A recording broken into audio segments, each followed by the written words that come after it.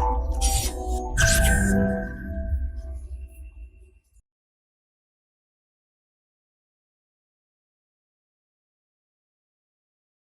Friends, this is Gautam Pandey coming up with the next round of बस 5 minute. तो आज के बस 5 मिनट में हम बात करने वाले हैं जस्टिस क्लॉक के बारे में। तो आखिर ये जस्टिस क्लॉक क्या है, इसे समझते हैं। सबसे पहले देखते हैं कि आखिर ये न्यूज़ में क्यों है।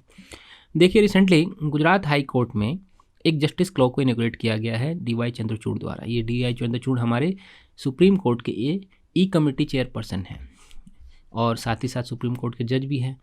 तो ऐसे में समझना ये ज़रूरी हो जाता है कि ये डिजिटल क्लॉक होता क्या है। सबसे पहले इसको समझना। देखिए, क्या वाकई में कोई क्लॉक होता है? क्या वाकई में जैसे फिल्मों में दिखाया जाता है कि न्याय की घड़ी लगाई जाती है, वैसा कुछ है? तो इसको समझते हैं ज़रा। देखिए, जो डिजिटल क्लॉक है उसे गुजरात हाई कोर्ट में इंस्टॉल किया गया है और इसमें कहा गया है कि यह एक डिजिटली डिस्प्ले होगा जिसकी हाइट 7x10 फीट की होगी और साथ ही साथ इसे गुजरात हाई कोर्ट की मैसेज में लगाया जाएगा और यहाँ पर वो उन सारी केसेस को डिस्प्ले किया जाएगा जो बहुत दिनों से पेंडिंग है। साथ ही साथ जिस केस की आज सुनवाई होने वाली है, आज कौन कौन से केस की सुनवाई हुई, कौन कौन से जजमेंट आए या कौन कौन से केस अभी भी पेंडिंग है, वो सारी डेटा इस डिस्प्ले पे शो की जाएगी। तो ऐसे में समझिए कि ये क्या फ़ायदा होने वाला है इससे। देखिए, बात यह है कि अगर इस तरह की कोर्ट डिस्प्ले करती है, जनरली आप देखते होंगे कि जिनके केसेस कोर्ट में चलते भी रहते हैं उन्हें भी एक्चुअली पता नहीं होता है कि कब कौन केस सुनवाई होने वाली है, कब डिसीजन आएगा।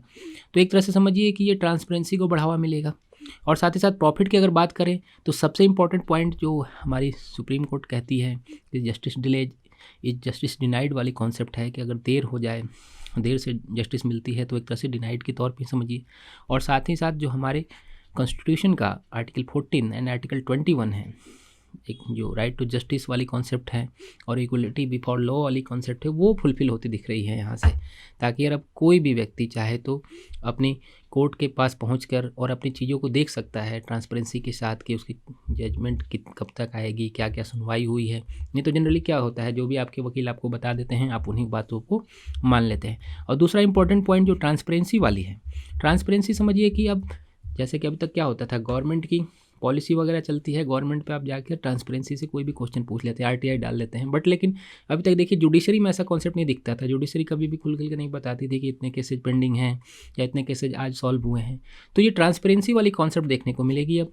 और साथ ही साथ जो जस्टिस डिलीवरी सिस्टम है हमारे देश का, वो स्ट्रॉन्ग होगा। कैसे स्ट्रॉन्ग होगा? देखिए, अगर आपको पता है कि आज गुजरात हाई कोर्ट में 2000 केस पेंडिंग हैं और कल तक या परसों तक, डे आफ्टर टुमारो, कितने केसेस सॉल्व हुए हैं, तो आपके पास एग्जैक्ट डेटा मिलता रहेगा। ऐसे में कहीं ना कहीं एक मोरल ऑब्लिगेशन या मोरल प्रेशर बना रहेगा हाई कोर्ट पे, ताकि वो जल्दी से जल्दी केस को सॉल्व कर सके। तो क्या इस डिसीजन के सिर्फ फ़ायदे होने वाले हैं? देखिए, इसके कुछ कंसर्न भी हैं। कंसर्न कैसे इसे समझते हैं? देखिए, कंसर्न इन सेंस ऐसा है कि गुजरात हाई कोर्ट के जो बार एसोसिएशन के अध्यक्ष, उनका भी कहना है कि जो इसमें वर्ड यूज किया गया है कि केसेस को जल्दी से जल्दी डिस्पोजल किया जाएगा। तो डिस्पोजल की अगर बात करें तो डिस्पोजल का हमेशा ही मीनिंग नेगेटिव सेंस में देखा जाता है कि डिस्पोज करना मतलब कैसे ना कैसे करके उसका निपटारा करना। और जो हमारी जुडिशरी सिस्टम है वो जल्दी जल्दी निपटाती नहीं है मामले को, वो जस्टिस करती है। अगर हड़बड़ी में मान लीजिए कोई गड़बड़ी हो जाए, कहा जाता है ना हड़बड़ी में गड़बड़ी हो जाती है, तो अगर आप जल्दी से जल्दी चीज़ों को निपटाने की कोशिश करते हैं, वैसे में अगर एग्जैक्ट जस्टिस नहीं हो पाता है तो जो हमारी जुडिशरी सिस्टम है उस पर ही क्वेश्चन मार्क लग जाएगा। तो इसलिए भी इम्पॉर्टेंट है इसके जो कंसर्न है उसको भी ध्यान में रखा जाए और साथ ही साथ जो हमारा जस्टिस क्लॉक सिस्टम है उसे और सारे कोर्ट में भी इम्प्लीमेंट किया जाए। ऐसा नहीं कि सिर्फ गुजरात तक ही लिमिटेड रहे, देश के अन्य कोर्ट जितने भी हैं, जैसे कोई भी स्टेट है तो उसे अपने यहाँ पर इम्प्लीमेंट करें। खास करके जो सुप्रीम कोर्ट हमारी है वहाँ इसे इम्प्लीमेंट किया जाता है कि जो देश की सबसे बड़ी कोर्ट है, अगर वहाँ से इस तरह के मैसेज आती है तो हमारी पूरी की पूरी जुडिशरी सिस्टम को और ज़्यादा स्ट्रॉन्ग होने में हेल्प मिलेगी। तो इस वीडियो में फिलहाल के लिए इतना ही। Thanks for watching. Current Affairs by Forum IAS is an all-in-one program that covers the dynamic aspect of the syllabus from both prelims and mains perspectives. Last year, we have helped more than 100 students crack IAS with our current affairs classes.